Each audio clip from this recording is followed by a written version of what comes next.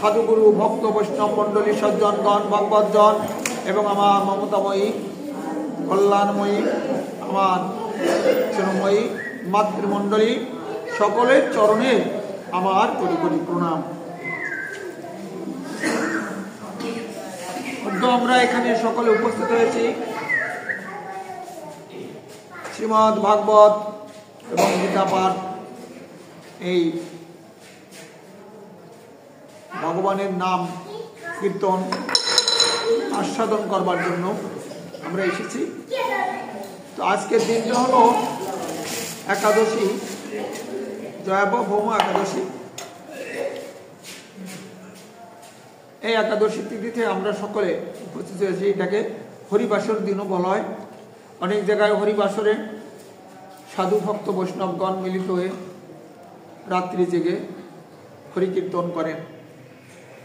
তো আজকের দিনটি খুবই গুরুত্বপূর্ণ। আমাদের 12 মাসে আমরা 12-24টা একাদশী ব্রত পালন করি। তার মধ্যে 8টা হলো মহাদ্বাদশী।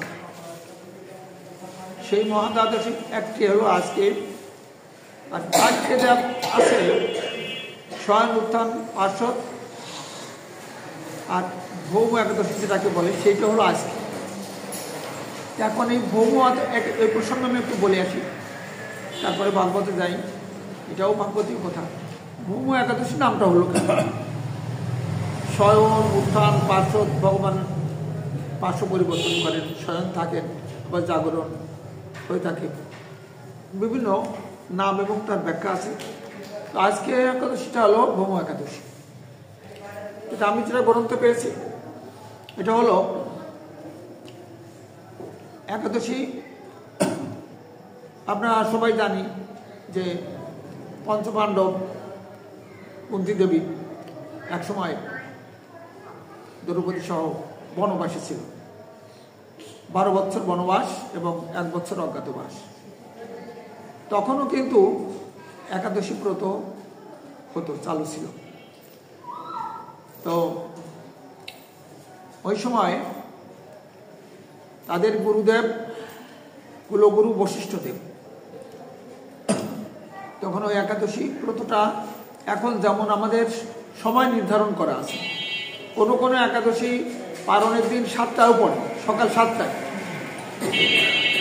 বছরে গরম পড়ে। আবার একটা একাদশী পরে নির্জল বলে লেখা আছে। এখন এই নির্জলা সম্পর্কে বলি। নির্জলা হলো যারা মঠ মন্দিরে থাকে, আশ্রমে থাকে, ছেলে মেয়ে নাই, সংসার নাই, শুধু ভগবানের নাম করে, এদের কম্পালসারি এটা করতেই হবে।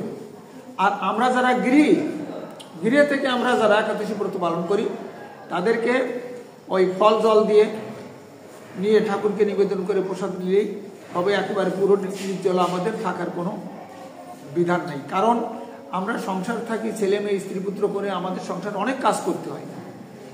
তো আমাদের দেহটাকে তো সঠিক রেখে সুস্থ রেখে তো ভগবান নাম করতে হবে। এখন দেহটা যদি অসুস্থ হয়ে যায়, ব্যাধির মন্দিরে নাই হয় কৃষ্ণ ভজন। তাই এটা আমাদের দেহের ভিতরেও ভগবান পরমাত্মা রূপে তিনি বিরাজ করছেন। জীবাত্মা এবং পরমাত্মা রূপে ভগবান আমাদের দেহের মধ্যে থেকে তিনি সবকিছু দর্শনও করেন। ঈশ্বর সর্বভূতানাং নির্দেশন তিষ্ঠতি ব্রাহ্মণ সর্বভূতানি যন্ত্রণার মায়া। এটা 61 নম্বর শ্লোক শ্রীমদ্ ভাগবতের গীতার মোক্ষ যোগে, যে ঈশ্বর সর্বভূতানাং, ভূত মানে জীব, সকল জীবের মধ্যে আমি আছি, আমি কৃষ্ণ সকলের মধ্যে রয়েছি। ধাতু রূপে সর্বদেহে বৈশে কৃষ্ণ শক্তি দান করা হয়েছিল, দান করা ভক্তি। আমি কৃষ্ণ তোমার দেহের মধ্যে আছি বলে তোমার শক্তি, তোমার চাকুরি, তোমার ব্যবসা বাণিজ্য, তোমার আত্মীয় পরিজন, বন্ধু বান্ধব তোমাকে ভালোবাসছে। আমি তোমার দেহ থেকে যখন নেমে যাব, অর্জুনের রথের থেকে শ্রীকৃষ্ণ নেমে গিয়েছেন, অর্জুনের রথ ভস্মীভূত হয়েছে, অর্জুনের আর কোনো শক্তি নাই। তো আমাদের দেহ রথের থেকে ভগবান যখন নেমে যায় তখন এটাকে কি হয়, দেহ তখন কি আর কেউ আত্মীয় পরিজন ভালোবাসে, পড়ে থাকে। এবারে হরিবল হরিবল বলতে বলতে নিয়ে যায়। যে ভগবান বলছেন কৃষ্ণ যে আমি তোমার মধ্যে যতক্ষণ আছি, কৃষ্ণ শক্তি ধাতু রূপে সর্বদেহ, চতুর্থ ভাগবত, ধাতু রূপে সর্বদেহে বৈশে কৃষ্ণ শক্তি দান করাইছেন, দান করায় ভক্তি। জগতের পিতা কৃষ্ণ যে না ভজে বাপ পিতৃদ্রোহী পাতকে জন্মে জন্মে পায় তাপ। জগতের পিতা কৃষ্ণ যে না ভজে বাপ পিতৃদ্রোহী পাতকে জন্মে জন্মে পায় তাপ। গীত পিতা মহর্ষ জগত ধাতা পৈত মহাবিদ্যম পৌত্র মহঙ্কারিক সামজ দীর্ঘ গদির ভর্তা প্রভু সাক্ষী নিবাস প্রভু অপরস্থ নিধন নমতে। গতির ভর্তা প্রভু, আমি জীবের ভরণ পোষণ আমি যোগাই। আমি মনে করছি কি আমি অর্থ ইনকাম করি, আমার স্ত্রী ইনকাম করে, আমরা ব্যবসা বাণিজ্য করি, না, তোমার সংসারটা আমি পরিচালনা করি। জীব নিত্য কৃষ্ণের দাস, আমরা ভগবানের দাস, ভগবানের সংসারে আমরা থাকি। হে গোবিন্দ, এটা স্ত্রী পুত্র কন্যা এটা আমার নয়, এটা সবই তোমার দেওয়া দান। এই অর্থ, এই বাড়ি, এই বিষয়, এটা ক্ষণিকের জন্য এটা তুমি দিয়েছ, এটা সবই, এটা কৃষ্ণের সংসার, ভগবানের সংসার। ছেলে মেয়েকে নিয়ে শিশুবেলা থেকে মা বাপ প্রণাম দেয়, মা বাপ হরিভজন করে, ফুল দেয়, চরণ দেয় ঠাকুরের। ছেলে মেয়ে যারা অনুকরণ প্রিয় শিশুরা, সাইকোলজিতে বলে শত বুদ্ধিমান পিতামাতার ছেলে মেয়ে সাধারণত শত বুদ্ধিমানই হয়ে থাকে। এবং শিশুরা অনুকরণ দেখবে যে আমার পিতামাতা ঠাকুরকে প্রণাম দিচ্ছে, ভক্তি করছে, শ্রদ্ধা করছে, অর্চনা করছে, ভজন করছে, পূজন করছে, তারাও তাই শিখবে। আর দেখবে যে মা বাবা সকালবেলায় উঠে খাই করছে, ওই খাবো করে এটা রান্না করে করলো, ভগবানের নামে অর্চনা করে, ভগবানের জল তুলসী না দিয়ে তারা ওই করছে, তার তো ভক্ত হবে না। বড় হয়ে পিতামাতার কথাও শোনো, তুমি মন করছো কোন, এই ছেলেটাকে থামো। এখন সেজন্য আমাদের কি বললেন, জগতের পিতা কৃষ্ণ, পিতা মহর্ষ জগত মাতা ধাতা বেদ বেদ্যম পদ্য মুহঙ্কার এক সংসার। আমি পবিত্র বেদ, আমি ওঙ্কার শব্দ, আমি পিতা পিতামহ, আমি পিতা, আমি মাতা, আমি পিতামহ, আমি ঠাকুর দাদা, তারও বাবা, তারও বাবা, তারও বাবা, আমি সকলের পিতা, বিশ্ব পিতা। আমি আবার তোমার দেহের মধ্যে আছি, আমাদের দেহের মধ্যে ভগবান বসে আছেন, সব দর্শন করছেন। দেহের মধ্যে থেকে সবই তিনি দর্শন করছেন, দেখছে, ফাঁকি দেওয়ার কোনো কায়দা নেই। তুমি মনে মনে যা চিন্তা করবা ভগবান তা জানে। জলের মধ্যে ডুবে যা চিন্তা করবা তাও চলবে, পাহাড়ে যাবা, আকাশে যাবা, যেখানেই যাবা, ভগবানকে ফাঁকি দেওয়ার কোনো উপায় নেই। আর তিনি শোনেন, সর্বশ্রোতা, সর্বত পানিপদম তৎসর্ব কৃষ্ণমকম সর্বত শ্রুতি মল্লকে সর্বমহাবিত দৃষ্ট দিয়ে অর্জুনকে বিশ্বরূপে দেখালেন। আমি সব দেখি, সব শুনি, সব জানি, আমার পিছনেও চোখ আছে, সম্মুখে চোখ আছে, আমার কর্ণ সব দিকে আছে। এখন আমি বলতে চাচ্ছিলাম যে কোথা থেকে সেই পঞ্চমণ্ডল বনে ছিল, সেখান থেকে আসছে। তখন একাদশী ব্রত পালন হতো। তো সেই সময় এরকম নির্দিষ্ট টাইম ছিল না, আমরা সকালে কটার সময় পালন করবো। কালকে যেমন লেখা আছে পঞ্জিকায় 10টা 29-এর ভিতরে, মানে হ্যাঁ, এই সব পূজা অর্চনা দিয়ে ঠাকুরকে ভোগ লাগাই প্রসাদ দিয়ে ওর ভিতরে যা কিছু পূজা অর্চনা করে কীর্তন করে ওই টাইমের ভিতরে কিন্তু প্রসাদ গ্রহণ করতে হবে। তুমি 10টা 29-এর পরে যদি প্রসাদ গ্রহণ করো তাহলে কিন্তু একাদশী ব্রত থাকার তোমার কোনো ফল হলো না।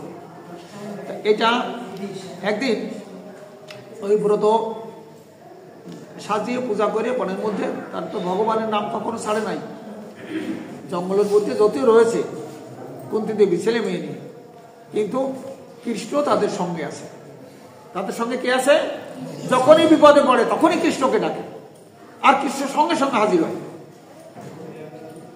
সেজন্য ওই যে বিশ্বদেব বলেছিল, যখন সরসজ্জা ছিল ওরা সকলে গেছিল, বিশ্বদেব চলে যাবে উত্তরণারী, দাদা ঠাকুর দাদার কাছে শুনতেন, বলতেছিলেন বিশ্বদেব দেখো তোমরা কত বিপদের মধ্যে আছো, স্বয়ং ভগবান তোমাদের সঙ্গে আছে কৃষ্ণ, তারপরেও তোমাদের বিপদ। তোমরা রাজসভায় থাকবা, রাজপুত্র রাজ্য প্রতিপালন করবা, তা না করে বনে তোমাদের আসতে হয়েছে, জঙ্গল কষ্ট করতে হচ্ছে, কিন্তু কৃষ্ণ তোমাদের সঙ্গে আছে, কৃষ্ণ সাথে আছে, কৃষ্ণ থাকতেই তোমাদের এত বিপদ হলো। এবং সেই বিপদ অতিক্রম করার জন্য ভগবান তোমাদের মানে কৃষ্ণ তোমাদের সহায় ছিল, সেই জন্য তোমরা উত্তীর্ণ হতে পেরেছ। যত্র যোগেশ্বর কৃষ্ণ যত্র পার্থ ধর্মধর তত্র শ্রী বিজয় ভূতুর নীতির মধ্যে মাম। মুখ্য যোগের 8দশ অধ্যায় একদম শেষ শ্লোক, 78 নম্বর শ্লোক কি বললেন? যত্র যোগেশ্বর কৃষ্ণ যত্র পার্থ ধর্মধর তত্র শ্রী বিজয় ভূতুর ধর্ম নীতির মধ্যে মাম। মানে যোগেশ্বর যোগীদের ঈশ্বর, কর্মী জ্ঞানী যোগী গীতা বলছেন যোগী ভক্ত আমার শ্রেষ্ঠ, সব থেকে শ্রেষ্ঠ। তা বলছেন যোগেশ্বর কৃষ্ণ যে পক্ষে আছে, পার্থ ধনুধর তৃতীয় পাণ্ডব অর্জুন যে পক্ষে আছে, সেই পক্ষে উত্তরোত্তর বিজয় লক্ষ্মী, অর্থাৎ যথা কৃষ্ণ তথা জয়, যথা কৃষ্ণ তথা জয়।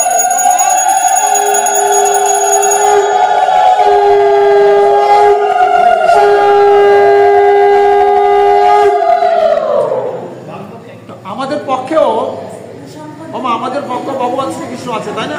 তাহলে আমরা বেঁচে থাকতাম কি করে? এই যুদ্ধক্ষেত্র কুরুক্ষেত্র সব জায়গায় চলছে রে। আমাদের দেহের মধ্যে ষড়রূপ নিয়ে সংসার আমরা পরিচালনা করি, এটা একটা কুরুক্ষেত্র। আমাদের পারিপার্শ্বিক পরিবেশ কুরুক্ষেত্র, সামাজিক পরিবেশ কুরুক্ষেত্র, আমাদের রাজনৈতিক পরিবেশ কুরুক্ষেত্র। এর মধ্যে কিন্তু আরো বেঁচে আছে। বেঁচে আছি কেন? ভগবান আমাদেরকে রক্ষা করে রেখেছেন বলে এখনো বেঁচে আছি, এখনো ভগবান নাম করতে পারছি, এখনো সৎসঙ্গ করতে পারছি। তিনি কি করাবেন তিনি জানেন। এখন ওই জঙ্গলের ভিতরে ওই এখন ওই যে পারণের সময়, তো পারণ তো তখন যে কোনো সময় যে কেউ করতে সময় নির্ধারণ ছিল না। এখন ওই ভীম মানে ভীমের ক্ষুধা বেশি এবং আহারও করে বেশি, শক্তিও বেশি। তৎকালীন সময় ভীমের ওই কুরুদের 100 ভাই, ওই 5 ভাই যত যোদ্ধা ছিল, ভীমের এত শক্তি ছিল, ভীমের মতো কারো শক্তি ছিল না। গদা যুদ্ধে ভীম শ্রেষ্ঠ। এখন ওই সময় অতিক্রম হচ্ছে, ক্ষুধা লেগে গেছে। তা গুরুদেবকে বলছেন, বৈষ্ণবদেবকে বলছেন যে গুরুদেবের চরণে পড়ে দেখেন, আমার তো ক্ষুধা বেশি বাবা, আমি তো সহ্য করতে পারি না, আমার আপনি আহারের ব্যবস্থা তাড়াতাড়ি করেন। যদি দীর্ঘ সময় হয়ে যায় তাহলে আমি একাদশী ব্রত পালন করতে আমার খুব কষ্ট হয়ে যাবে, আমি ক্ষুধা সহ্য করতে পারি না। আহার করে তো ভীম রাক্ষস বধ করে, বকরাজকে বধ করে ফেললো ভীষণ। তখনই বশিষ্ঠদেব একটা নির্দিষ্ট সময় নির্ধারণ করলেন যে এই সময়ের ভিতরে সকলে পালন করবে। বিশ্ববাসীর সকল জীব ভগবানের নাম অর্চনা করে তারা প্রসাদ তৈরি করে ভগবানকে দিয়ে সেই প্রসাদ তারা দিয়ে গ্রহণ করবে, তাহলে ব্রত পরিপূর্ণ হবে। সেখান থেকে একটা সময় নির্ধারণ করে দিলেন বশিষ্ঠদেব সকালে এই কটার ভিতরে।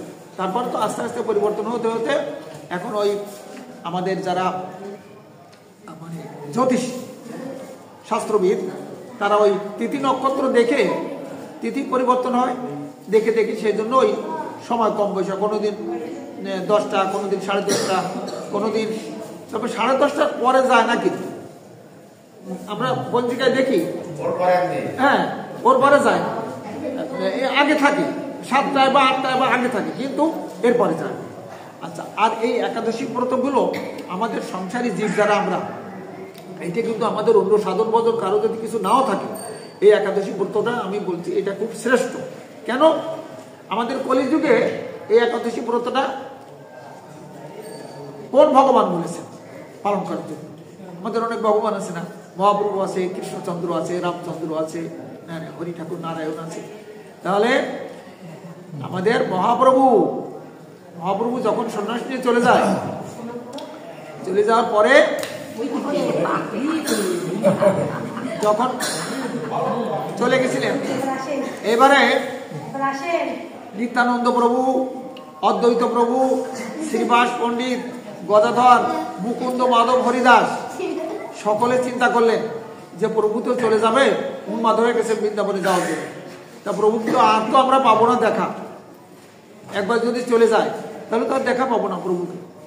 তা এখন ওই গঙ্গার এপারে উনি এসছেন, তখন কিন্তু নিত্যানন্দ প্রভু, অদ্বৈত প্রভু পরামর্শ করে যে উনি তো রাধাভাবে ভাবিত হয়ে উন্মাদ হয়ে গেছে, কখনো ধুলায় গড়াগড়ি যায়, কখনো রাধা রাধা বলে, কখনো কৃষ্ণ কৃষ্ণ বলে, হ্যাঁ, কখনো হাসে, কখনো কাঁদে, কাহা করি কাহা যায়, কাহা গেলে কৃষ্ণ পাই, ধুলায় গড়াগড়ি যায়।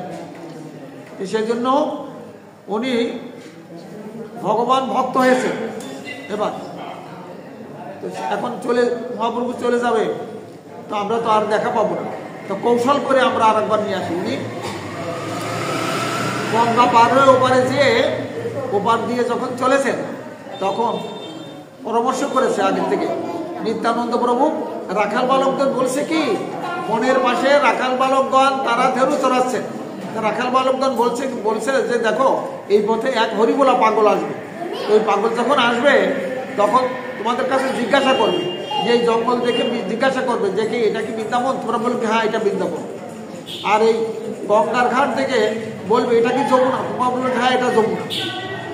তাহলে আমরা যদি কোন পথে বলে কোন পথে যমুনা পার হয়ে যেতে হবে, তখন তোমরা এই পথে অদ্বৈত ঠাকুরের ঘাট দেখা দেবে।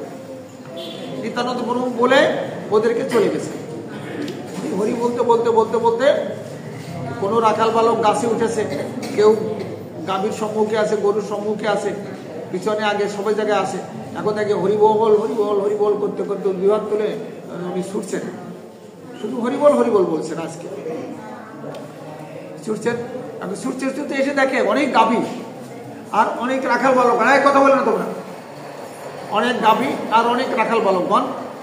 তো দেখেই ওনার বৃন্দাবন স্মৃতি জেগেছে, যে আমি তো বৃন্দাবনে এরকম আমার গাভী ছিল, এরকম বাছুর ছিল, এরকম রাখাল বালক নিয়ে আমি দৌড়াদৌড়ি ছুটাছুটি করতাম। এখন ওদের দেখে বৃন্দাবনের স্মৃতি জেগে গেছে।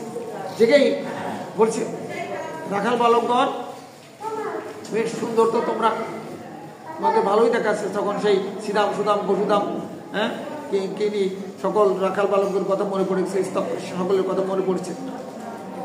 আচ্ছা তাহলে তো তোমরা তো বৃন্দাবনে এসেছো? মানে হ্যাঁ আমরা বৃন্দাবনে এসেছি। তো এই জঙ্গল তাহলে এটা কি বৃন্দাবন? তবে হ্যাঁ এই ধেনু বৎস এইসব গোপীদের গোয়ালাদের সব আমরা রাখতে এসেছি। আচ্ছা তাহলে যমুনা কোন দিকে? বলে এই যে ঘাট দেখা যাচ্ছে। বলে এটা যমুনা? বলে হ্যাঁ এটা যমুনা। তাহলে আমি যমুনা পার হয়ে এবার তো পারে যেতে হবে, তা কোন পথে যাবো? এই যে ঘাট দেখা যাচ্ছে না, এখানে দেখেন ওই যে নৌকা নিয়ে দাঁড়িয়ে আছে মাঝি, এই ঘাট পার হয়ে আপনি ওপারে চলে যান। ওখানে নিত্যানন্দ প্রভু আর অদ্বৈত প্রভু ওই নৌকা নিয়ে ওখানে ঘাটে আছে। এবার উনি কিন্তু ধীরে ধীরে অগ্রসর ওই ঘাটের কাছে আসলেন। এসে দেখে কি ওখানে নিত্যানন্দ। বলে নিত্যানন্দ কোথাও তো তুমি তো আইলা, আমি বৃন্দাবনে তুমি কেমনে জানিলা? তো প্রভু বৃন্দাবনে আপনি যেখানেই থাকেন, যেখানে আপনার চরণধুরি পড়ে সেটাই বৃন্দাবন হয়। তা আপনি যে বৃন্দাবনে এসছেন, আমি সেজন্য বৃন্দাবনে আসছি। এগুলোর সামনে দেখি অদ্বৈত ঠাকুর নৌকা নিয়ে ওখানে।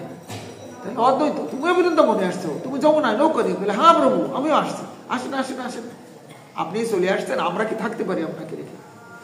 এখন নৌকা উঠেছে, নৌকা উঠে এবারে নিয়ে গেছে, নৌকা পার হয়ে ওপারে, এ তো নবদ্বীপের খেলা, ওপারে নিয়ে একেবারে ওই অদ্বৈত ভবন, অদ্বৈত নবদ্বীপে আছে এখন, দেখলে দেখবেন অদ্বৈত ভবন, গদাধর ভবন, শ্রীবাস অঙ্গন, এগুলো পরপর আছে। নিয়ে গেছে, যে ওপারে নিয়ে এইবারে যখন ওই অদ্বৈত ঠাকুর ভবনে যখন উঠেছে, তখন সীতা দেবী অদ্বৈত ঠাকুরের স্ত্রী, উনি এসে সম্মুখে হাঁটতে রয়েছেন। ও এ কি, এ তো অদ্বৈত ভবন, এখানে তোমরা আমাকে নিয়ে আসলে বৃন্দাবন বলে। দেখো সবাই বলতে পারে চাতুরতা করতে পারে, নিত্যানন্দ তুমি তো চাতুরতা করতে পারো না, তুমি কেন আমাকে ভুল করে ভুলাইয়ে আমি বৃন্দাবনে যাবো, তা না করে তুমি আজকে অদ্বৈত ঠাকুরের গিয়ে আনবে? বলেছে প্রভু, নিত্যানন্দ বলছে যে আমাদের প্রাণ যদি চলে যায় দেহ থেকে, তাহলে কি দেহ বাঁচে? আপনি আমাদের ছেড়ে চিরদিনের মতন সেই বৃন্দাবনে চলে যাচ্ছেন। তা আমরা শেষবারের মতন একবার সকলে আপনার চরণ দর্শন এবং আপনাকে সেবা দেওয়ার জন্য আমরা এই অদ্বৈত অঙ্গনে, অদ্বৈত ঠাকুরের অঙ্গনে নিয়ে এসেছি। সীতা দেবী কত রান্না করে, কত সেবা দিয়ে, কতবার সচিমাতার আঙ্গিনায় অদ্বৈত ভবনে, শ্রীবাস অঙ্গনে কত ধুলার মাঝে গড়াগড়ি দিয়েছি, কত করে নাম করেছি, আপনার সঙ্গ পেয়েছি, কত জন্ম জন্মের শক্তির ফলে আপনার তরণ ধুলে পেয়ে আপনার সঙ্গ করেছি।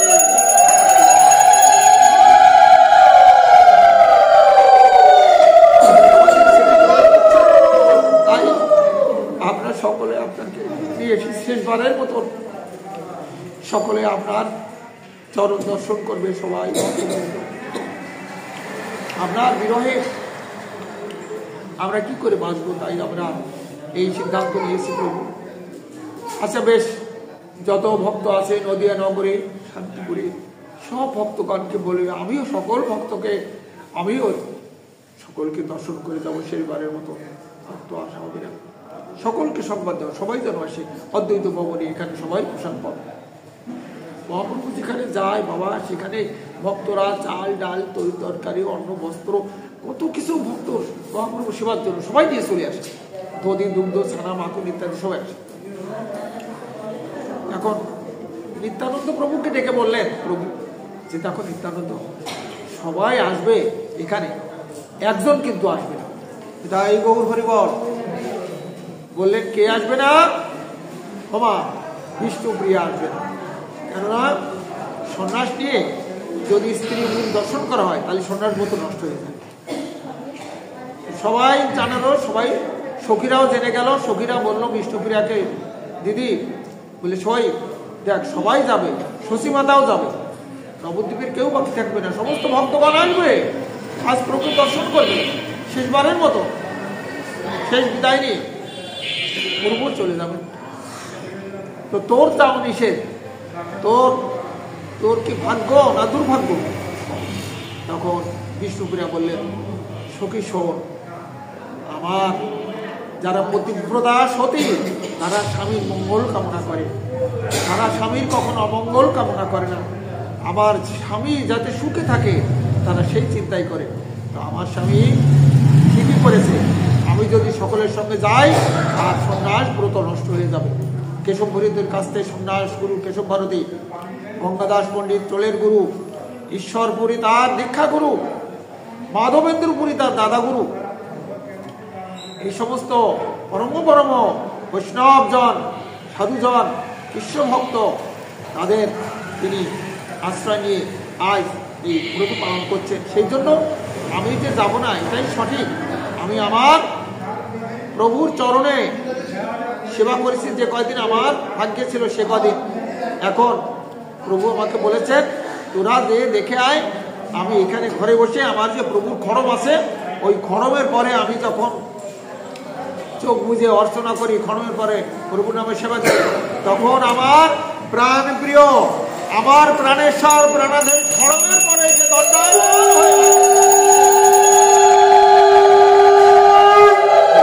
খড়মের পরে প্রভু দাঁড়ায়।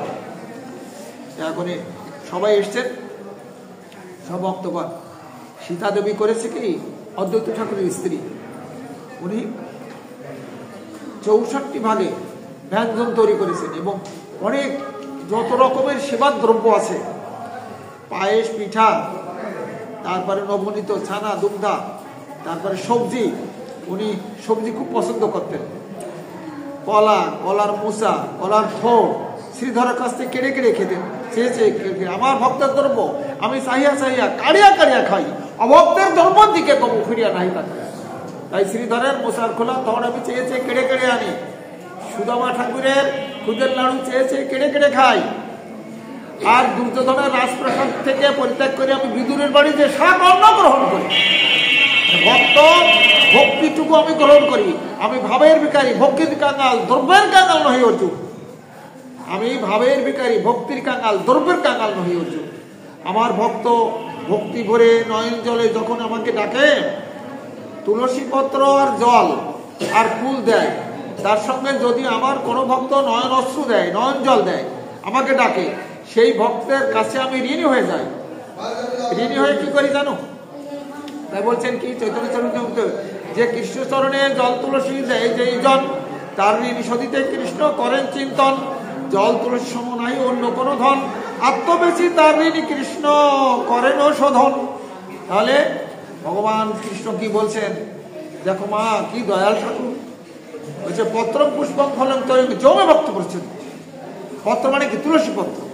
পুষ্প মানে ফুল, তয়ং মানে জল। তো তোমার যদি কিছু না থাকে, আমার দয়াল ঠাকুর কৃষ্ণ বলছেন, তোমার যদি কিছু না থাকে, তুমি যদি একটি তুলসী পত্র দাও, আর এক গন্ডুর জল দাও, আর একটা ফুল দাও, কিন্তু তো পয়সা লাগে। আচ্ছা, আর কি বললেন? নয়নং দলতুসুধরা বদনং গদগদ রুথরে গীরা পুলকর্ণতি শ্রীকং বপু কদ তব নাম গ্রহণে পরিষ্যতি। এইটা মহাপ্রভু শিক্ষা অষ্টকের 5 নম্বর শ্লোক। একটা শ্লোক রেখে গেছেন মহাপ্রভু, যে যদি এই জলের সঙ্গে কোনো ভক্ত তার নয়ন অশ্রু দেয়, নয়ন জল দেয়, সেই জল আমার শ্রীপাদ পদ্মে এসে পৌঁছায়, এবং সেই নয়ন জলে ঋণ পরিশোধ করবার জন্য আমার ভক্ত স্ত্রী পুত্র কন্যা নিয়ে যখন গভীর নিদ্রায় মগ্ন থাকে, আমার ভক্তের আঙ্গিনার চতুর্পাশে আমি পাহারাদার হয়ে আমার ভক্তকে আমি পাহারা দিতে থাকি।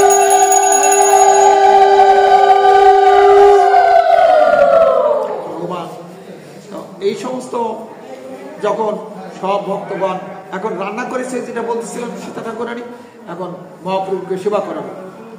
এবার প্রভু বলছেন, সীতা ঠাকুরানী মা বলে ডাকতেন, বলছেন মা দেখো, এই যে তুমি এত রান্না করেছো, এইটা তো আমি এখন আর সেবা করতে পারবো না। বলে কেন বাবা, আমি কত? তো বলছেন না, তুমি এখন আমাকে রান্না করে দিচ্ছ, আমি একটু পরে, আমার তো এখন ঘর বাড়ি নাই। ভগবান কি কথা বলছে রে মা? বলে আমি এখন গাছতলায় থাকি, আমার ঘর বাড়ি নাই, আমার জায়গা নেই। ভগবানের ঘর বাড়ি নাই, জায়গা নেই, তাই না? যে অনন্ত কোটি বিশ্ব ব্রহ্মাণ্ডের যিনি মালিক, যিনি অনন্ত কোটি বিশ্ব ব্রহ্মাণ্ড, আকাশ বাতাস সাগর পর্বত পাহাড়, যার নির্দেশে তার ইশারায় চলে, সে বলছে কিনা যে আমার মা আমি গাছতলায় থাকি, আমার কোনো ঘর বাড়ি নাই। ভগবান বলছে, আর আমরা কত ঘর বাড়ি তৈরি করি, কত অট্টালিকা, কত ব্যাগ ব্যালান্স, কত কিছু করি। কৃষ্ণ সেবা, সাধুসঙ্গ, ভাগবত নাম করছে বাস, এই পঞ্চ সাধন কোথায়? এই পঞ্চ মধ্যে যদি সর্বোদয় সুবুদ্ধিজনের হয় কৃষ্ণের প্রেম। আমরা সাধুসঙ্গ করি না, বৈষ্ণব গিয়ে বৈষ্ণব সেবা দেয় না, কত টাকা পয়সা অর্জন করি, খাই দেয়, ইচ্ছে মতো ঘুমাই, হয়ে গেল। বলছে মা আমি এখন তুমি এত সেবা করবা, কালকে আমাকে গাছতলায় থাকবো, কে সেবা দেবে? সেজন্য শশী মাতা ওই গাছতলায় থাকে বলে ধুলার সজ্জায় শয়ন করে থাকে, শোনে। আর শশী মাতার দুই অশ্রু দিয়ে নয়ন উৎস পুলকিত হয়। রাজা সুবর্ণ সেন বুদ্ধিমন্ত খা জমিদার হয়ে এসেছিল নবদ্বীপে, সোনার খান পলঙ্ক তৈরি করে দিয়েছিল, সোনার মুকুট তৈরি করে দিয়েছিল। এবার আমার মহাপ্রভুর বিবাহ হবে রাজকুমারের মতো তৈরি করে দিয়েছিল, সব ফেলে দিয়েছিল। বলছে আমার হিমাই ধুলার সজ্জায় থাকে, তেমনি একটা তোষক আর দুটা বালিশ, একটা লেপ পাঠিয়ে দিয়েছিলেন মুকুন্দর কাছে। মুকুন্দ, সত্যানন্দ, জগদানন্দ সবাই নিয়ে গেছে। এখন দেখে বলছে কি প্রভু, যে দেখো আমার মা যখন দিয়েছে তখন তো আমি ফেলে দিতে পারি না, তো ওই বালিশের ভিতরে তুলোগুলো ফেলে দাও, লেপের ভিতরে তুলোগুলো ফেলে দাও, তোষকের ভিতরে তুলোগুলো ফেলে দাও। তো ওর ভিতরে কি দেবা? কলার পাতা শুকিয়ে যায় যখন, তখন আমরা কি বলি ওটাকে? কলার মাছটা বলি না, ওইগুলোর ভিতরে দাও শুকনো, ওই ভিতরে দিয়ে, তাই মহাপ্রভু তাদের মাথায় দিয়ে বালিশ দিয়ে। সেই জন্য বলছে মা তুমি এত যে রান্না করেছো, তা বলছে বাবা তাহলে কি হবে? তাহলে সমস্ত রান্নার যত প্রসাদ কিঞ্চিত কিঞ্চিত করিয়ে তুমি একটা থালায় দাও, সব প্রসাদ। সব প্রসাদের একটা থালায় দিলে সেই প্রসাদ প্রভুর প্রসাদ, প্রভু আগে নিলেন, গ্রহণ করলেন। সব ভক্তগণ সবাই প্রেমানন্দে উলুধ্বনি আর হরিধ্বনি দিয়ে মহাপ্রভু প্রসাদ দেয়।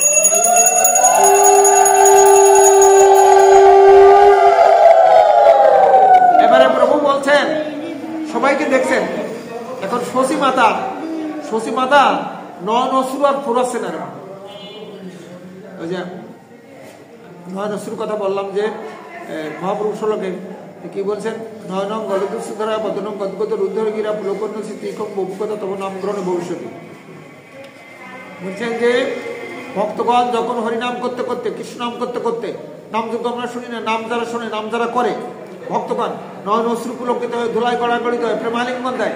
বলছে নাম, এই মধুর নাম শ্রবণ করতে করতে, এই মধুর নাম কীর্তন করতে করতে যখন দুই নয়ন ধরে অশ্রু পুলকিত হবে, জানবে তখন আমার প্রাণ গোবিন্দ সেই ভক্তের হৃদয় মন্দিরে এসে বসা করতেছে।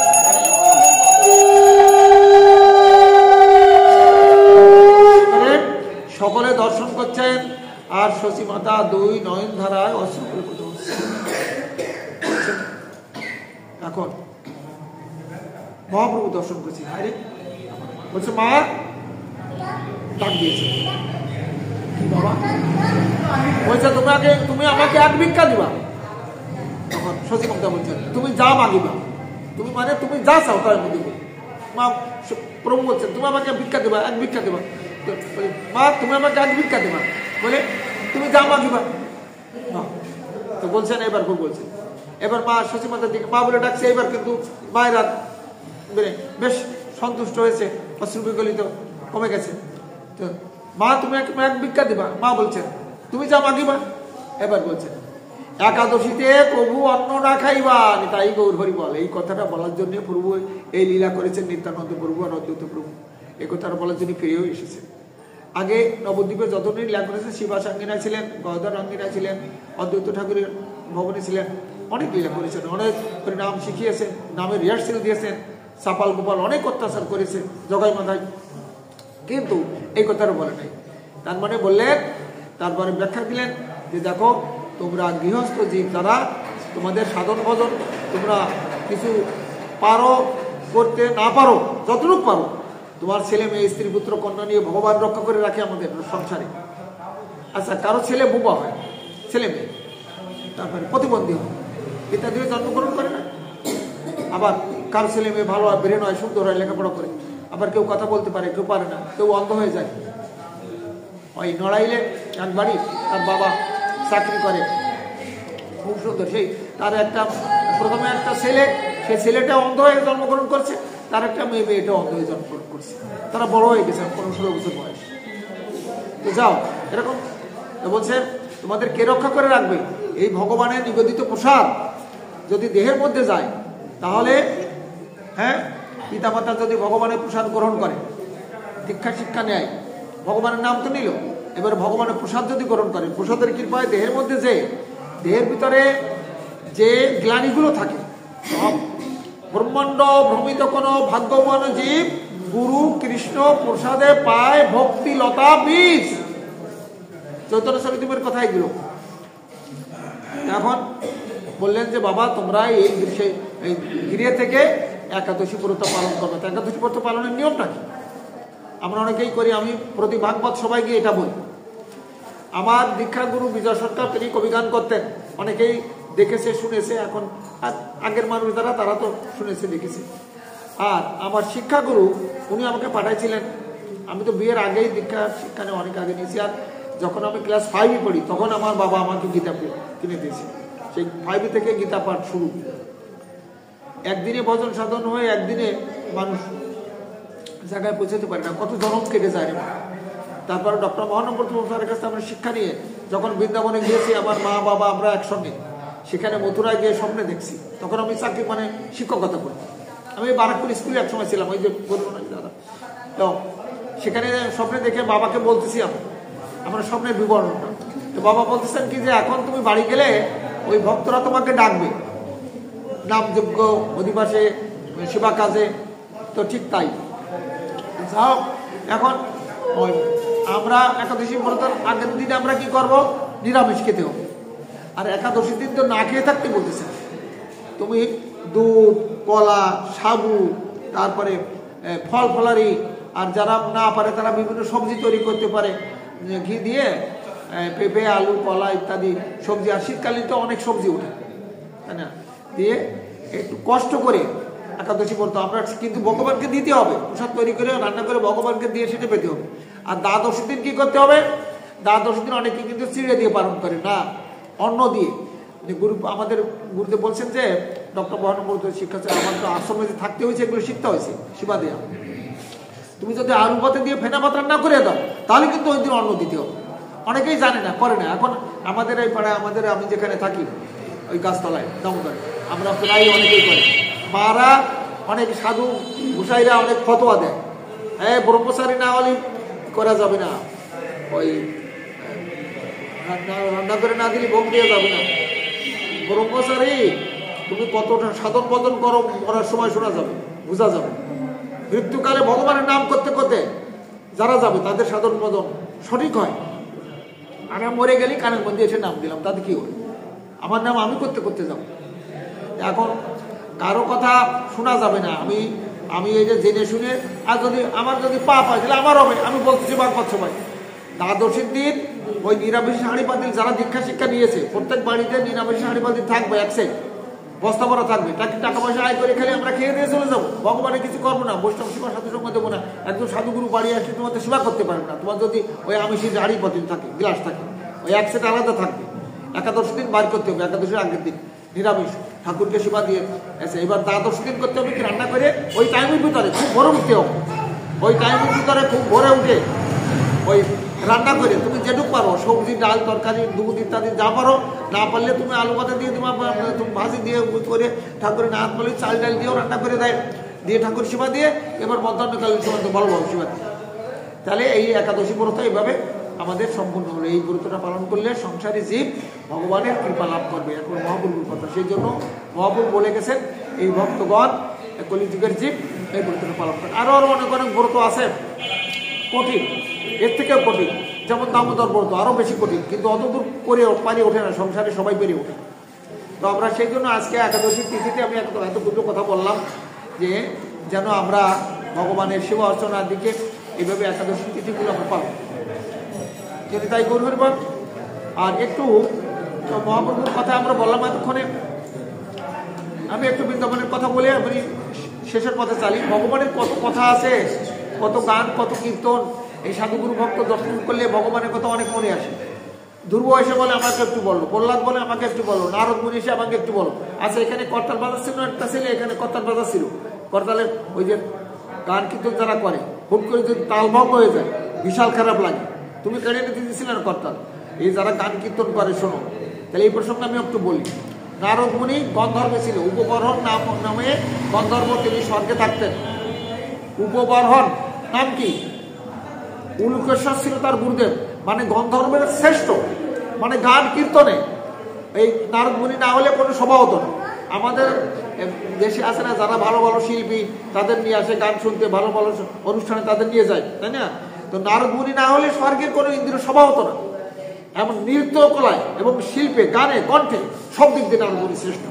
স্বর্গে ওনার নাম কি ছিল? উপবর্হণ নামক গন্ধর্ব।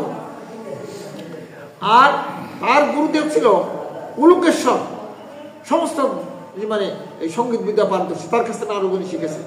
নারদ মুনি এমনভাবে মানে তার অধিগতা ছিল যে সমস্ত দেবতারা গুরুদেবকেও টপকায় গেছে। মানে নারদ মুনির মতো অত সুন্দর কীর্তন, গান এবং নৃত্য একই সঙ্গে ভগবানের নাম সবগুলো করে তৈরি করে, যখন তখন তৈরি করে গান কীর্তন করবে।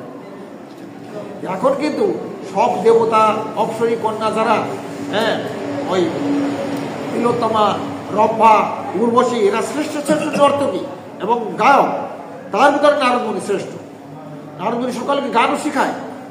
এখন ওইদের কিন্তু নৃত্য হচ্ছে, গানের সঙ্গে নৃত্য হচ্ছে, তালে তালে, প্রত্যেকের চরণে নুপুর বাঁধা আছে। এখন হঠাৎ করে নারদ মুনির তাল ভঙ্গ হয়ে গেছে। কার তাল ভঙ্গ হয়ে গেছে? নারদ মুনির একটা তাল ভঙ্গ হয়ে গেছে, তাই না? যে শ্রেষ্ঠ সে তাল ভঙ্গ হয়ে গেছে নৃত্য করতে করতে। তখন সবাই থেমে গেছে। মানে একবার ওই তাল যদি গানের ভিতরে আসে, গানের ভিতরে যারা গান কীর্তন করে সঙ্গীত, ওই যে ওই বাবাজি কি নাম করতেছে, হারমোনিয়াম বাজায় সবাই করতেছে, এই যে খোল করতালে একটা বেতাল হয়ে গেলে কিন্তু একেবারে তার শরীর মানে সমস্ত একেবারে শিহরণ দিয়ে। এইবার সব নর্তকীরা সবাই দাঁড়ায় গেছে, দাঁড়ায় বলতেছে কি, নারদ মুনি বলতেছে যে আজকে আপনি শ্রেষ্ঠ কলা কৌশলবিদ, কলাবিদ, শ্রেষ্ঠ সঙ্গীতবিদ, শ্রেষ্ঠ নৃত্যবিদ। তা আজকে তালভঙ্গ যখন হয়ে গেছে আপনার এখনই আমরা বলতেছি, দেখো, হ্যাঁ, যাদের সঙ্গে এত সম্প্রীতি, কি মর্তে যে জন্মগ্রহণ করতে হবে, না মর্তে আসতে হবে। এখন নারদ মুনি সাধারণ না, মর্তে আসবে ঠিকই। নারদ মুনি হচ্ছে, আমরা ভাগবত পাঠ করি, ভাগবত ব্যাসদেব লিখেছেন, তাই না? ব্যাসদেব লিখে তার পুত্র সুখদেব লিখে দিয়েছিলেন, এতে অনেক তথ্য আছে। তো ব্যাসদেব হচ্ছে, ব্যাসদেবের গুরুদেব কিন্তু নারদ মুনি। ব্যাসদেব ভাগবত লিখেছেন না, মহাভারত লিখেছেন, তাহলে ব্যাসদেবের গুরুদেব হ্যাঁ নারদ মুনি। আচ্ছা, রামায়ণ লিখেছে কে? মানে আমাদের সনাতন ধর্মে দুটো মহাকাব্য আছে বড়, একটা রামায়ণ, একটা হলো মহাভারত। রামায়ণ লিখেছে বাল্মীকি মুনি, বাল্মীকি মুনির গুরুদেব কিন্তু নারদ মুনি, নিতাই গৌর হরিবল। ধ্রুবের গুরুদেব নারদ মুনি, প্রহ্লাদের গুরুদেব নারদ মুনি। নারদ মুনি কিন্তু বিশাল ব্যাপার। এবং শ্রীকৃষ্ণের নিত্য পার্শ্বদ, এবং একমাত্র নারদ মুনি স্বর্গ, মর্ত, পাতালে এবং গোলক ধামে, বৈকুণ্ঠ ধামে সব জায়গায় বিচরণ করতে পারে, সবাই যাবার অধিকার আছে। তো অন্য কেউ কিন্তু সব জায়গায় যেতে পারবে না। ওই স্বর্গের দেবতারা না, ওদের নির্দিষ্ট গণ্ডি আছে, তুমি ইচ্ছা মতো বৈকুণ্ঠ যাবা তা না। আমরা যদি এখান থেকে ঢাকায় যাই বা কলকাতায়, এখানে মানে আমরা যে কোনো মন্ত্রী মিনিস্টার দেখা করতে চাই, ওই জন্য বই পাস করা লাগে, সেই পাস দেখে তারপর তোমার ঢুকাবে। তুমি যে কেউ যে ভোট করে যে মন্ত্রী সবাই ঢুকে যাবা, মন্ত্রীর কাছে যাবা, তা কিন্তু প্রধানমন্ত্রী বা দেশের প্রেসিডেন্ট তাড়াতাড়ি যেতে পারবে না। হ্যাঁ, একজন এমপি থাকবে, একজন মোদী, তার সিগনেচার থাকবে, তার পাস থাকবে, এবার সে গেট পাস থাকবে, দারোয়ানের দেখাতে হবে, এইবার তোমার ছাড়বে। ভগবানের কাছে নিত্য গোলক ধামে, নিত্য গোলক ধাম সপ্তম রাধা গোবিন্দের শ্রেষ্ঠ ধাম হচ্ছে নিত্য গোলক বৃন্দাবন। আর তারপরে বৈকুণ্ঠপুরী নারায়ণের স্থান, তারপরে পরব্রহ্মে শিবলোক, হ্যাঁ, তারপরে ওই দুর্গ প্রহ্লাদ, এদের আলাদা আলাদা সব চিন্ময় ধাম, তাই না? ব্রহ্মাণ্ড ভ্রমিত কোন ভাগ্যবান জীব গুরু কৃষ্ণ প্রসাদময় ভক্তিলতাবি মালি হইয়া করে সেই বীজারোপণ সর্বর কীর্তন জলে তাহা করা সচন উপাধিয়া বাড়িলে তা ব্রহ্মাণ্ড ভেদি যায় বিরজা ব্রহ্মলোক ভেদি তবে পরম পায় তবে যায় তদুপরি গোলক বৃন্দাবন কৃষ্ণচরণ কল্প বৃক্ষে তাহা করে আরোহণ তা বিস্তারিত হইয়া ফলে প্রেম ফল ইয়ামালি শেষে নিত্য সর্বর কীর্তন আদি জল। হ্যাঁ, অপরাধ হস্তি যায় ওঠে হাতি মাতা ও মরি যাওয়ার সেটি তার শুকি যায় পাতা তবে মালি যত্ন করি করে আবরণ অপরাধ হস্তি হইতে না হয় উদ্ভব লতার অঙ্গে পরে উপশাখা ভক্তি মুক্তি পাঞ্চ অসংখ্য তার লেখা নিষিদ্ধাচার খিচুড়ি জীবন লাভ প্রকাশী উপশাখাগণ। তাই প্রথমে উপশাখার পরিয়াছে দন মূল শাখা বাড়ি তবে যায় বৃন্দাবন প্রেমসল রস পড়ে মালিয়া সদা লতা অবলম্বিত হবে কল্পবৃক্ষ পায় তবে সেই কল্পবৃক্ষের পরিয়াসকল প্রেমসল রস পড়ে মালি করে আস্বাদন। এই তো পরম ফল পরম পুরুষার্থ যাহার আগে তিন দুলো চারি পুরুষার্থ পঞ্চম পুরুষার্থ হচ্ছে রাধা প্রেম। তাই রাধারানী গোবিন্দ তুমি আমাকে রাধা প্রেম দান করো। এতগুলো কথা ব্যাখ্যা করতে গেলে অনেক সময় লাগবে, আমি ওদিকে যাবো না। এই ব্রহ্মাণ্ড পার ব্রহ্মাণ্ড মানে আমাদের মর্তভূমি ব্রহ্মাণ্ড। হ্যাঁ, তপলোক সত্যলোক ভূলোক প্রেতলোক তারপরে স্বর্গলোক আর এই যে আমরা ভূলোকে এখানে বাস করি, এটা ব্রহ্মাণ্ড।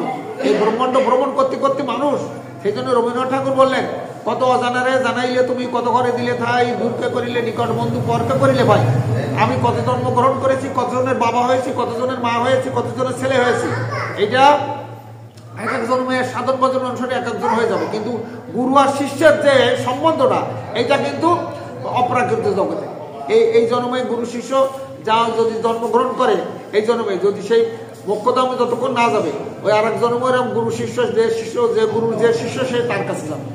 ভাগবত লিখতেছে যে সহস্র গাভীর ভিতরে যদি সহস্র বছর ছাড়িয়ে দেওয়া হয় তাহলে যে গাভীটির যে বাছুর সেই গাভীটির সেই বছর তার কাছে যাবে। মানে আমি 1000 গাভী একদম আলাদা করে গোশালায় রাখলাম আর 1000 বাছুর আমি আরেক জায়গায় রাখলাম। তো পরদিন ছেড়ে দিলে ওই বাছুরগুলি যে মায়ের যে বাছুর সে কিন্তু তার কাছেই যাবে, আর একজনের কাছে যে দুধ খাবে। বুঝা গেছে আমার কথা? গুরু এবং শিষ্য সম্পর্কটা অপ্রকৃত জগতে। সেজন্য এটা ওই যার যে গুরুর অবলম্বন আছে সে সেই গুরুর কাছেই যাবে।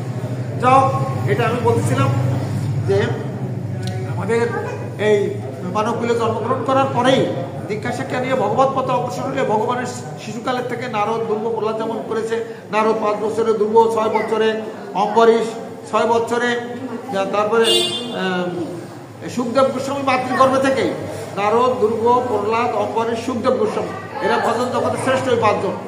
তার সুখদেব মাতৃগর্ভ থেকেই সুখদেব ভাগবত শিখে গেছে, তাই না? তো এখন আমি সামান্য একটু অল্প সময় বৃন্দাবন লীলা একটু বলে শেষ করে দিচ্ছি। এখন মা যশোদা, আমরা এখন মহাপ্রভু লীলায় আমরা চৈতন্য ভাগবতে আমরা ছিলাম। এবার আমরা বৃন্দাবনে অল্প একটু লীলা বলি। শ্রীরাম বৃন্দাবনে হচ্ছে ব্রজধাম হচ্ছে মাধুর্য আস্বাদন, মাধুর্য রস সেখানে। আর দ্বারকা মধুর হচ্ছে মথুরা, দ্বারকা মধুর হচ্ছে ঐশ্বর্যের লীলাভূমি, আর মাধুর্যের লীলাভূমি হচ্ছে ব্রজধাম। দেখো মা যশোদা করছেন কি, ওই মন্দিরে সেবা দিচ্ছেন। তো ওই সময় ব্রজবাসীরা কি হয়েছে, কি কথা বলছো কেন? ওই সময় ব্রজবাসীরা কিন্তু নারায়ণের পূজা করতেন, শঙ্করচক্র কথা বলতে ধরে নারায়ণের সেবা। এখন ওই নারায়ণ শিলা পুজো করে, ও হামাগুড়ি দিয়ে দেখে ওইগুলো করে। নারায়ণ শিলা এরকম পাথরের ছোট এরকম ওই বৃন্দাবনে পাওয়া যায় এরকম পাথরের। তো গোপাল করছে কি, যে রে মা, ওই যে মা সেবা দেয় ওই পাথরের ওইটা মুখের ভিতরে দিয়েছে। গোপাল মুখের ভিতরে দিলে মুখটা একদম ফুলে উঠেছে। মা ওই সেবা দেয়, নারায়ণ শিলা কোথায় গেল, নারায়ণ শিলা কোথায় গেল? গোপাল আমার গুড়ি দিয়ে গোপালের করতেছে। গোপাল এখন নারায়ণ শিলা কোথায় গেল তারম করতেছে পুকুরে করে মানে ও জানে না। মা ভাবতেছে গোপাল তুমি জানো না আমি এত খুঁজছি এখানে কোথায় গেল কি হল, গোপাল কথা বলছে। মা বুঝতে পারছি দেখি তুমি এদিকে আসো এদিকে আসো। তা মুখ খুলেছে দেখো মা দেখো গুবে ওই ওই বুতার মিটার মা পান করছে তুমি নারায়ণ শিলা খেয়ে ফেলছো। কয়েকবার ওরকম যখন মুখ হা করে ব্রহ্মকুণ্ডের তীরে এবার বাটি খাইছিল ওরকম মা দর্শন করে ব্রহ্মাণ্ড তার মুখের ভিতর দেখা যায়। তবু মা ভাবে কি যে বাৎসল্য প্রেমের এত গভীরতা, মা ভাবে কি যে আমার ছেলে গোপালে ভগবান কৃষ্ণ।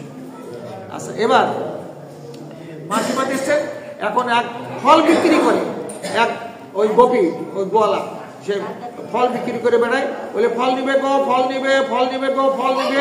ওই মন্দিরের সামনে দিয়ে যা রাস্তার পাল্টে যাচ্ছে, যেতে লাগলে মা তো মন্দিরের ভিতরে আছে। এইবারে ও দৌড়ে এসে গোপাল করছে কি হাত পাতে, তারপর হাত পেয়েছে ওই যে ফল বিক্রি করে বেড়ায় যে হাত দিলে, এখন হাতে দিয়ে ফল দিলে তার আঙুর আপেল বেদানা ফলে জঙ্গলের থেকে ভালো ভালো ফল গাছের যেগুলো আছে সেই ফল পেড়িয়ে নিয়ে আসে। হাত পাতে ওই ফল বিক্রি করে, হাত পাতলি হাতের পর ফল দিয়ে যায় পড়ি। তারপর গোপালকে ধরছে, গোপালকে ধরে নিয়ে একটু দূরে গিয়ে বলছে কি যে গোপাল ভগবানকে দেখে নাই তো কোনোদিন, গোপাল তুমি আমাকে একটু মা বলে ডাকো।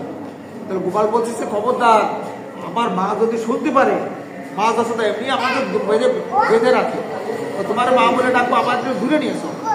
একটু দূরে বললে আচ্ছা মা তুমি আমাকে কোলে করো। এবার কোলে হচ্ছে, এবার ফল দাও। এখন ওই জায়গার ভিতরে যে কটা ফল ছিল ওই জায়গার ভিতরে এই ঠান্ডা করো মাছটা ঠান্ডা করো, জায়গার ভিতরে যে কটা ফল ছিল ওই গোপালের সেবা করাতে পারিতের ফল কিন্তু সে সেবা করে দিয়েছে। আমার কথা বোঝা যাচ্ছে মা? আচ্ছা সে ফল সেবা হয়ে গেছে। এখন ও দেখে কি যে তাই তো গোবর্ধন পুজোর সময় এরকম যত ক্ষীর নিশানা মাখন দিয়েছিল গোপাল সেবা করে করেছিল ক্ষীর গোবর্ধনে সরকার ফল সেবা করে দিয়েছে। তাড়াতাড়ি গোপালকে এবার নিয়ে আসছে যে দিদি যশোদা যশোদা দিদি যশোদা এই যে তোর গোপাল এই যে তোর গোপাল। আরে তুই আবার কে আসলি পুতনার মতন কি কোনো মা আমি রাক্ষসী? বলে না দিদি না দিদি শোন আমি ফল বিক্রি করি, আমি তোর গোপালকে ফল দিয়েছিলাম হাতে তা পড়ে যায় বলে আমার জাকের থেকে একটা করে ফল দিয়েছি, এই বেদানা তারপরে আপেল তারপরে কমলা লেবু বিভিন্ন সে ফল খেয়ে ফেলেছে এক একটা করে। এখন এই এই তোর গোপাল আমি জানতাম না এরকম ফল খেতে পারে। আচ্ছা ঠিক আছে তোর ফলের মূল্য কত আমি দিয়ে দিচ্ছি নে। দেখো সে না আমি ফলের কোনো মূল্য নেবো না, তোর গোপালকে রাখ আমার মূল্য নেবো না। চলে গেছে বাড়িতে ছোট বদল পুড়িয়ে এরকমের নিচে একটা ছোট কাঠের নিচে এরকম জায়গাটা রেখে ও শুয়ে আছে। সারা রাত্রি গোপালকে স্পর্শ পেয়ে ভগবানের স্পর্শ পেয়ে সারা রাত্রি কিন্তু ওরা ঘুম হয় নাই ভগবানকে পেয়ে পুত্র রূপে। সকালবেলায় ওই ঝাঁকাটা নিয়ে যখন টান দিয়ে আসবে ওই ঝাঁকাটার ভিতরে এক ঝাঁকা সোনার মোহর হয়ে গেছে। ওমা কি হয়েছে ঝাঁকার ভিতরে? এক জায়গা সোনার মোহর হয়ে গেছে। এখন ওই সোনার মোহরের ঝাঁকা ফাটাই করে নিয়ে যশোদার কাছে এসে বলতেছে দিদি এই যে এই শোন শোন। বলে কি? তো দেখ তোর গোপালকে আমি কালকে ফল দিছিলাম সেবা করেছে, আজকে এই ঝাঁকার ভিতরে দেখি কি সকালবেলায় এই সোনার মোহর হয়ে গেছে। এই সোনার মোহর তোর পাও না, তোর নিয়ে নে। যশোদারে বলতেছে, যশোদা বলতেছে দেখ আমি নন্দরানী, আমার তো কোনো কিছুর অভাব নেই, আমি নেবো কেন? ও তুই পাইছিস তুই নিয়ে না। না না আমি নেবো না। আর যশোদা বলতেছে আমিও নেবো না। এখন নন্দরাজা এসেছে, নন্দরাজা সব শুনে বলছে শোনো কাউকে নিতে হবে না, আমি এই সোনার মোহর দিয়ে গোপালের চূড়া তৈরি করে দেবো, গোপালের হাতে বাঁশি তৈরি করে দেবো, নুপুর তৈরি করে দেবো। হ্যাঁ ঠিক আছে তাহলে হবে। এখন মা যশোদা বলতেছে কি যে শোন দিদি তো আমার গোপাল যে এত ফল খেতে ভালোবাসে, গীতায় রয়েছে না নবমতায় 27 শ্লোকে পত্র পুষ্প ফল যুব ভক্ত করছে পত্র পুষ্প ফল দিয়ে আমাকে দেয়। তোরা ভিক্ষা করে বেড়ানো লাগবে না, ফল বিক্রি করা লাগবে না, তুই আমার সঙ্গে এখানে থাকবি, এই জঙ্গলে যত যত ফল ভালো ভালো ফল আছে ফল এনে দিবি আর ক্ষীর নদী ছানা মাখন আমি দেবো। আমরা দুইজনে একসঙ্গে গোপালের সেবা দেবো, আমার এখানে তুই থাকবি। থেকে গেল এই প্রসঙ্গে ওই যে রাজা করছে কি ওই পালকিতে চড়ে আসতেছে শেষ। এখন এই প্রসঙ্গে তো তাহলে দেখো সেই যশোদা তখন বললেন যে তোর আর ফল বিক্রি করা লাগবে না, তুই এই রাজভবনে থাকবি, তুই ফল এনে দিবি আর আমি ক্ষীর নদী ছানা মাখন দিয়ে গোপালের সেবা দেবো, দুইজনে একসঙ্গে আমরা গোপালের সেবা দেবো। জয় জয়।